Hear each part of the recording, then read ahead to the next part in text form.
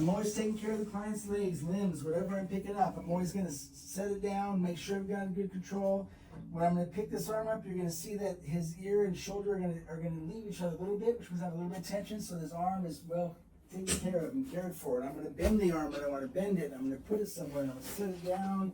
I'm going to say, that's good, universe is good, I'm going to do my work. I'll bring it back. Stretch, and I come back in, set it down. Look at the face and make sure. So those seem like small things, but got a little tension there. Give me some room for my foot. And so I probably shouldn't have put that right there. So he's probably gonna stretch further than I think. So I might come up on here and rest a little bit, maybe pull. I'm gonna touch him because I can hold myself on the table and I can get extra free touch in. Get the free touch. Drop in. Nice breath for me.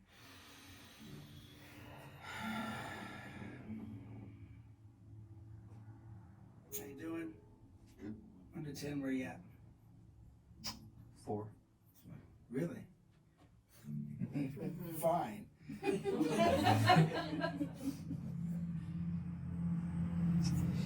And what I might say there is perfect, right? Just where I want you, right? And not because maybe I'm like, oh, this guy's never gonna get to 8, but I say perfect. 4 is great. Nice breath again.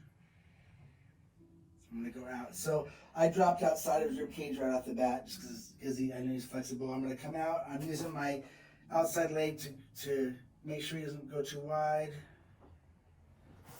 Set, come across. I haven't really let up. Usually I'll kind of do a palm and a press, but see how far he pops up?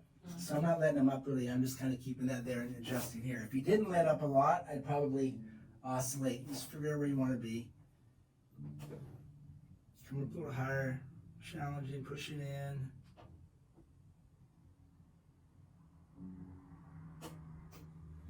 And so for me, it's gonna take a lot of effort on my part to get a 9 out of this, right, or an 8 where I want.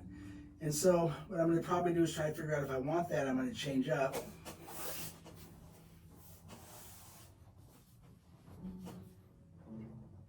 That's about an 8. Thank you. Because I got a better tool in this hand to do that, right? So when you just feel yourself just really pressing on that, just if you can't find something else. These aren't intended for you to be maxing yourself out to do. You won't last. Then I'm going to go straight leg. Probably not with him because got a posterior chain's tight. So I'm going to let it bend. Come over the knee. Come out.